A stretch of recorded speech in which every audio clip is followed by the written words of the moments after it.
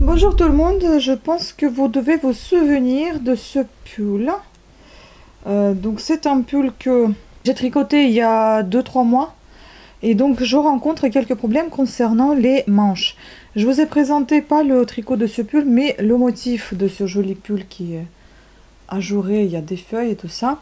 Je vais essayer de vous mettre le lien ici dans la vidéo, dans le petit i. Et donc les manches, il se trouve qu'elles sont un peu courtes.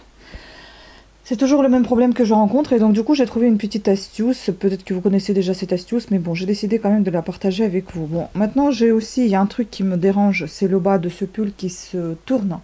J'adore le porter, je l'aime beaucoup, mais enfin il y a des soucis que je rencontre au cours de sa vie quoi, donc j'aime pas. Je vais voir si je vais faire quelque chose avec le bas de ce pull, mais en tout cas avec les manches j'ai décidé de faire ceci. Donc voilà la manche initiale qui est très jolie. Mais j'ai dû rajouter quand même le point de côte parce que ça m'embête beaucoup. C'est cette manche qui saute à chaque fois et ça fait comme si c'était tout petit pour moi. Donc du coup, en fait, au lieu de défaire la manche et rallonger, désolé, le fil, oui, il est foncé, donc vous allez voir ce que vous pouvez voir. Et du coup, pour ne pas le défaire parce que j'avais peur de tout rater, de tout gâcher, j'ai tout simplement monté les mailles autour de cette manche. Donc je vous propose, enfin plutôt la poignée on va dire. Donc je vous propose de faire ça avec moi, si ça vous intéresse cette petite astuce. Donc il vous faudra tout simplement 5 aiguilles. Moi je vais faire ça avec les 5 aiguilles. Numéro 3, le pull a été tricoté avec les aiguilles numéro 4. Je prends exprès les aiguilles plus fines, tout simplement pour avoir la manche au niveau du poignet un peu plus resserrée. Vous allez avoir également besoin d'un crochet, d'un contre-rente s'il vous faut, sinon sans contre-rente, et une petite épingle marqueur. Si vous voulez, je vous donne la longueur de ce que ça fait. Donc j'ai rajouté au final 5,5 cm et demi, 6 cm, quelque chose comme ça. Pour ça, j'ai monté tout autour mes 40 mailles. J'ai monté les mailles depuis l'extérieur et non pas l'intérieur pour ne pas gâcher la vue. Après, si vous voulez, pour ne pas gâcher le visuel. Après, si vous voulez monter de l'intérieur les mailles, ça peut faire tout un autre style, tout simplement. Ça peut vous donner un style comme si vous aviez un autre pull qui sortait de celui-ci. Donc du coup, vous allez avoir un effet comme ceci. Vous voyez, ça va se voir si vous le faites depuis l'intérieur. Mais moi, je veux pas ce style-là, puisque c'est un pull assez classique. Donc je vais monter mes mailles depuis l'extérieur. Je vais trouver un endroit où ça commence. Voilà, c'est là où il y avait la jonction de mes deux côtés de manche. Et je vais monter, normalement pour le premier, pour la première, j'ai monté 40 mailles. Donc j'espère que je vais faire pareil pour la deuxième. Je ne fais pas de nœud ni rien du tout. Je vais tout simplement attacher le fil et puis le doubler pour l'accrocher. Donc je vais aller chercher mes mailles avec le crochet. En général, je vais chercher mes mailles sous chacune de ces mailles qui sont présentées déjà dans la manche. Donc 2, 3,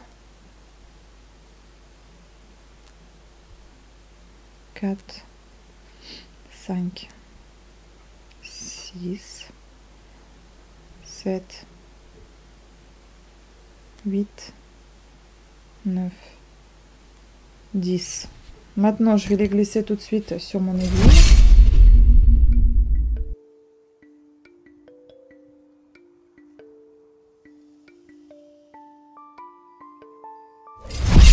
Voilà, je vais accrocher tout de suite aussi épingle marqueur au début du rang. Et on continue ainsi de suite.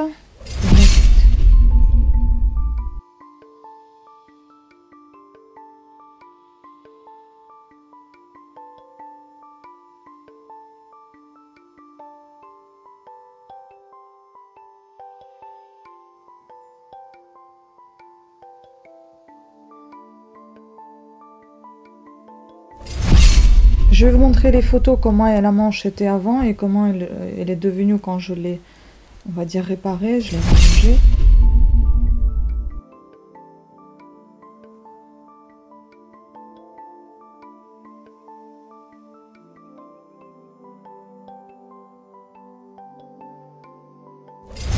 Si vous n'avez pas de crochet, vous pouvez faire la même chose avec les aiguilles, mais ça va beaucoup plus vite comme vous pouvez voir avec un crochet. Comme il a justement le crochet qui accroche vite le fil, vous vous embêtez moins en faisant ça aux aiguilles.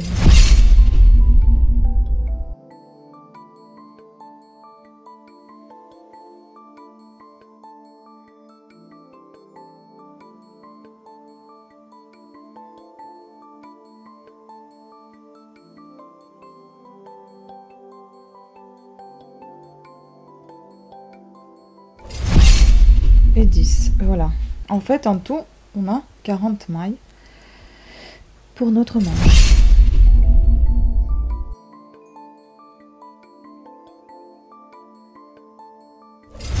Et maintenant, on va tricoter un point de côte pendant 14 rangs et au 15e, on va rabattre les mailles. Voilà, c'est toute une astuce, hein. Rien de compliqué en soi. Donc, point de côte 1 sur 1. On commence par la maille. Oui, attends, ici. On commence par la maille endroit et puis maille envers, ainsi de suite.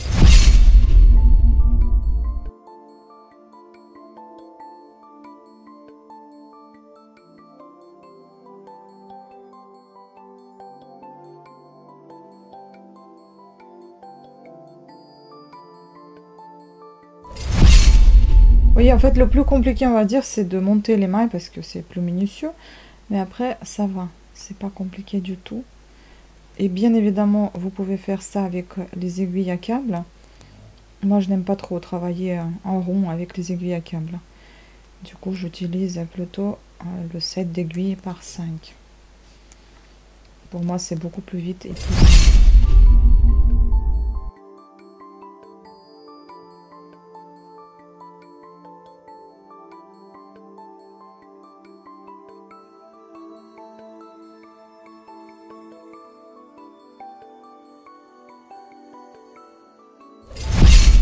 Voilà, donc je vous laisse continuer. On se retrouve à la fin.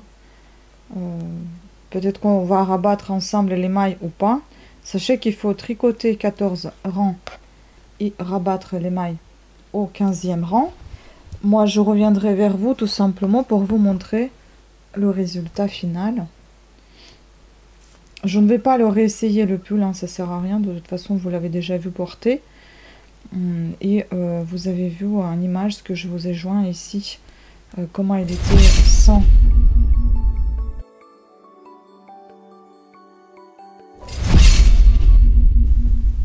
ce rajout et avec ce rajout, et quelle est la différence. Voilà.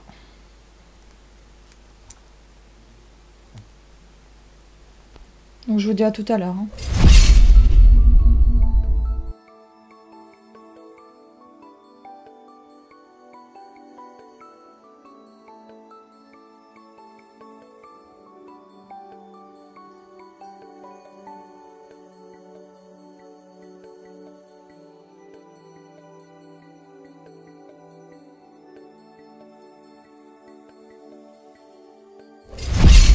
Et bien voilà, j'ai terminé, voilà les deux manches. Je trouve c'est super joli. Même si le résultat change quand même par rapport à ce que ça a été avant. Mais au moins ça vous aide à rallonger les manches. J'espère que cette vidéo vous sera utile. Surtout que vraiment c'est pas long, hein, c'est très rapide. J'ai pas envie de l'enfiler, mais je vais essayer de vous mettre comme ça sur mes bras pour vous montrer comment c'est. Voilà, c'est super chouette. Ça remontera moins aussi parce que justement j'ai tricoté ça avec les aiguilles plus fines. Super chouette, non? Voilà, voilà. Donc c'est super. Et heureusement que j'avais encore ce fil qui est resté. C'est pour ça que je me suis dit je vais montrer cette vidéo parce que si d'ici là je décide d'utiliser ce fil et qu'il en reste plus, bah, au moins les manches seront faites et puis... avant qu'il en reste plus. Et puis voilà. Bon bah écoutez, c'était tout pour cette vidéo. J'espère qu'elle vous aura plu. N'hésitez pas à me poser des questions. Si je sais y répondre, si j'ai la réponse à vos questions, bah j'y répondrai. Sinon, j'y répondrai pas. D'ailleurs, je me répète, les gens qui me posent des questions concernant les tailles, si je ne l'ai pas dit dans la vidéo, je n'en sais rien. Honnêtement, je ne sais pas parce que moi, je fais la taille qui me correspond. Si j'en ai pas parlé d'autres tailles, c'est que c'était pas mentionné dans ce que je fais, ou alors c'était beaucoup trop compliqué à expliquer, il fallait absolument le montrer. Si je l'ai pas fait, c'est que je sais pas, donc je saurais pas répondre à vos questions. Il faut vraiment faire un échantillon. Et voilà, bon après je pense que ça sert à rien de toute façon que je vous le dise, parce que tous ces gens-là qui me posent ces questions, ils regardent d'autres vidéos, ils regarderont pas forcément celle-ci pour savoir que j'y répondrai pas à leurs questions. Enfin bon, voilà, donc soyez pas étonnés, c'est pas parce que je ne veux pas, c'est parce que je n'en sais pas. C'est tout. Voilà, écoutez, merci encore de votre attention, j'espère qu'elle a été utile cette vidéo tout simplement. Et je vous dis à très très bientôt parce qu'il y aura d'autres petits projets à venir. N'oubliez pas de mettre un petit pouce à haut, de vous abonner à ma chaîne, d'activer la petite cloche de notification afin d'être averti de nouvelles sorties de vidéos. Ciao!